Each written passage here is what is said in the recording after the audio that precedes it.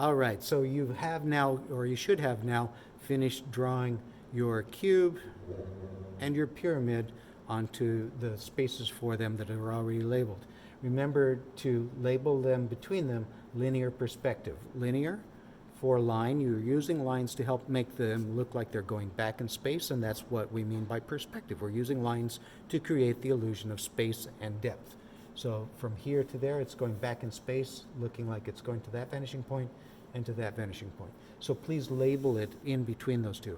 Those are the only ones we're going to be using linear perspective for, at least specifically. We might do a little bit of that down here too, but not using that vanishing or that horizon line.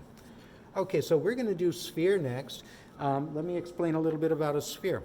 A sphere is a ball. It's a globe. It's something circular. Its diameter is and radius are all the same, right? The distance from here to here is the same as it is from here to here or here to here, making a circle.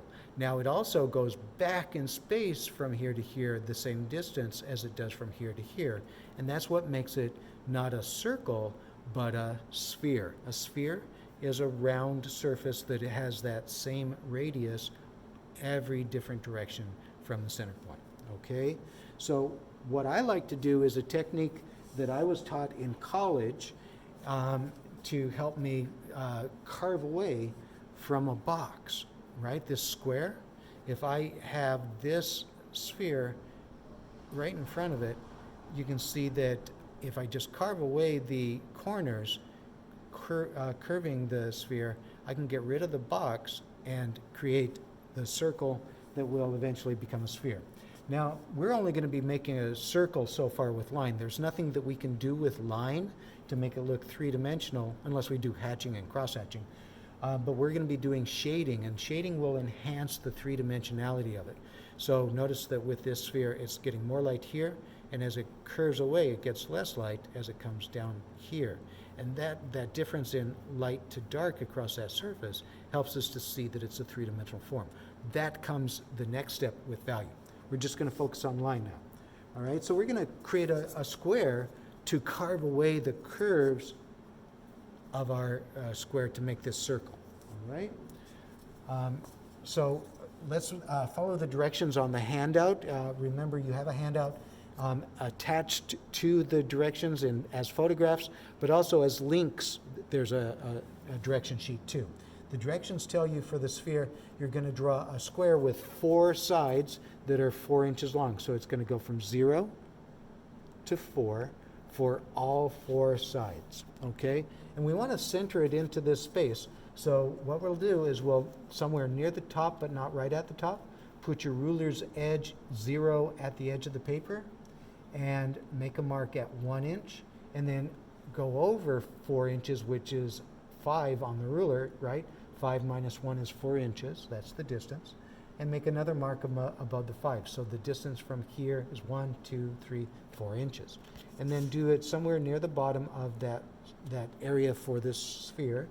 Make sure your ruler's edge is at the edge, or 0 is at the edge of the paper. Make a mark at 1 again. Oops, there's the mark for 1. And again for 5. Now you've got 4 marks, right? We need to line them up to create first the side edges, and then we'll do the bottom and top. All right? So the next step after you've got those marks, remember, if you need to go slower, you can pause the video, or you can watch it through and then restart the video. I'm going to put my ruler's 0 at the fold of the paper at the top. And I'm going to line up my top mark with my bottom mark. And I'm going to start my line at 1 inch so that it's 1 inch from the fold. And remember, it's a 4-inch long line. So I'm going to draw my line to 5 inches and stop it right at the 5 inch, which is right there. So my mark was a little lower than the length of the line, so I stopped it before my marks went. And I do the same thing on the right-hand side. Put my ruler at the fold, line up my 2 marks, start my line at the 1 inch down, and stop it at 5 inches. And I'm going to make another vertical mark there because it's a little higher than my mark was to begin with. Now these are 1 inch from the fold, so I don't need to remeasure them. I just draw from here to there. That's another 4-inch long line. This is 4, this is 4, this is 4, and this is 4. Okay. Now you might want to double check. Is it really 4 inches? Did you go straight up and down, or are they kind of going like this or like that? It can make a big difference in the believability of your sphere. So make sure that they're accurate. Okay. I'm lining up where I measured. Okay, this is the end of my 4 inches, and this is the end. That's where I draw my line, not where my original measurement marks were for the other lines. Okay, and there's my square to help me make my circle. Okay, now we want to know where the top of the circle is in relationship to the side edges and the bottom. They're right in the middle of that square. Okay, so where it is at the bottom, the top, and the 2 side edges, it's right in the middle of our square that we've drawn. So we want to measure that distance from top to bottom on all 4 sides. So I'm going to put my ruler at 0 on the left-hand side. It's 4 inches. So 2 into 4 to divide it in half is right there. Just bisect it with a really small little mark. We call that a tick mark because a tick measures distance in this case. It's kind of like the tick-tock of a clock, right? So it's called a tick mark. I'm just looking at this side. It's hard to see. Oh, it's just a reflection. There's so much light bouncing off of it. I see. I thought maybe that line wasn't there. Okay, so now we're going to measure along all 4 sides. So from that line to there is 4 inches. Half of 4 is 2. Half of 4 is 2. Half of 4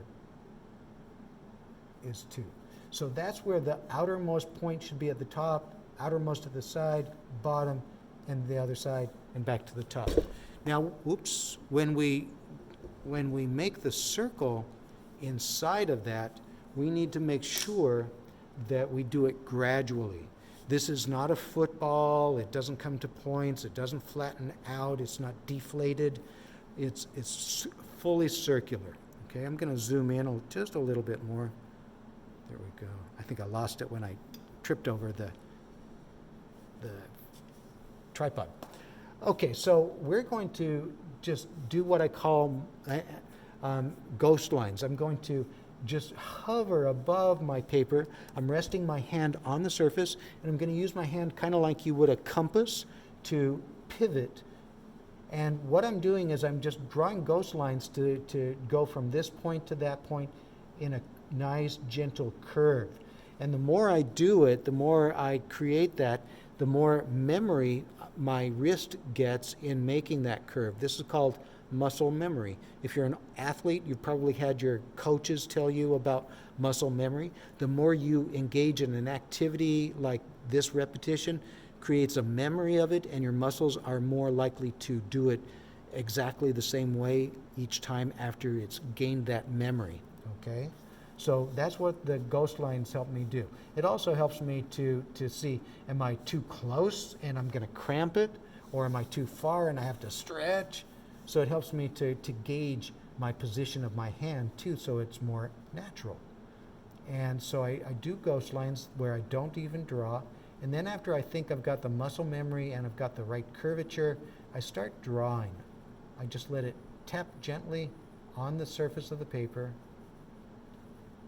very lightly. And you want to make sure that you don't hit this line until you get to the tick mark. You're not coming to here, you're coming right to this line, okay? You want to make it start at the line and come out of the line inside of the box, and then come to the box's edge at that mark, okay? It's really important that you don't let it be less than the dimensions of the side edges. So it's a gradual curve, and it starts at the 4 lines that you started at the point where you divided each of the lines in half. All right? right? Now, this looks a little flattened out. It probably needs to come outward a little bit more, but I can tell a little bit more easily if I turn my paper and continue the process. Okay, it's easier to do this, by the way, if you are using the same motion because you've started your muscle memory, and place your hands where it's comfortable and does it. Do your ghost lines, which means no lines at all, and then very light lines. Gradual curve from the tick mark on the line to the other tick mark on its line. Nice gradual curve. Now, here's what I like to do. I like to look now before I go too far and see, does this curve look a lot like this one? Is the space from here to there about the same as it is from there to there? Is the distance the same? Is the shape the same? Is this curvature the same? Right? And does it come to a point, or does it flatten out? All of those things. And then I can make some adjustments before I go on. There we go. And, oops, keep knocking into my tripod.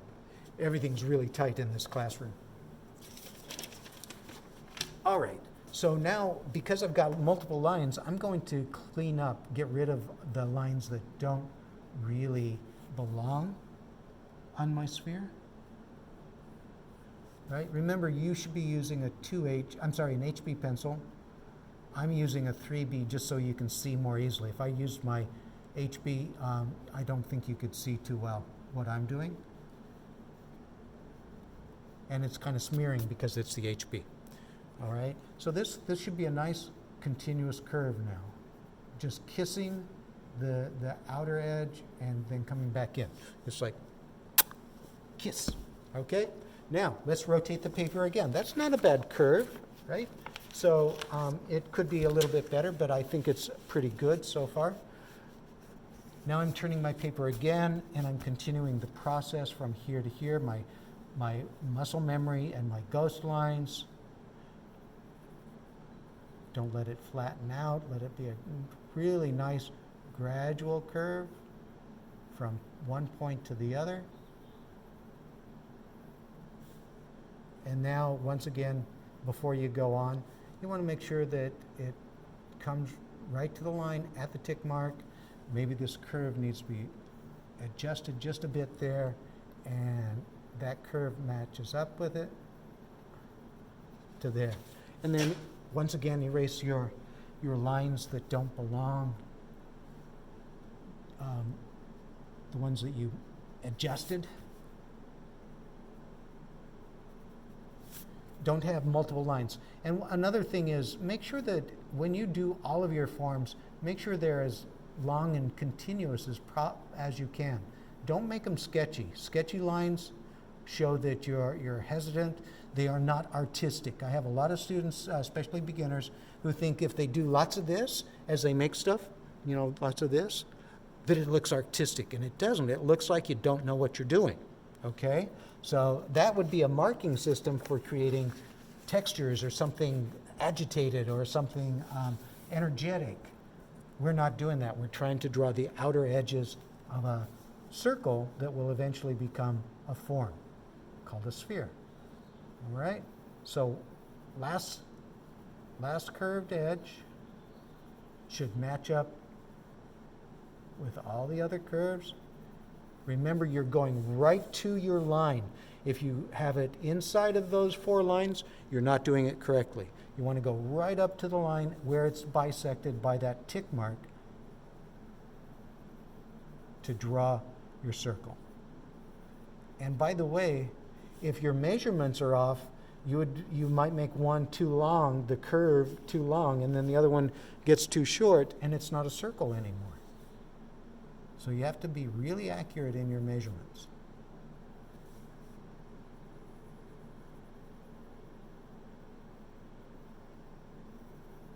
Try not to get too dark.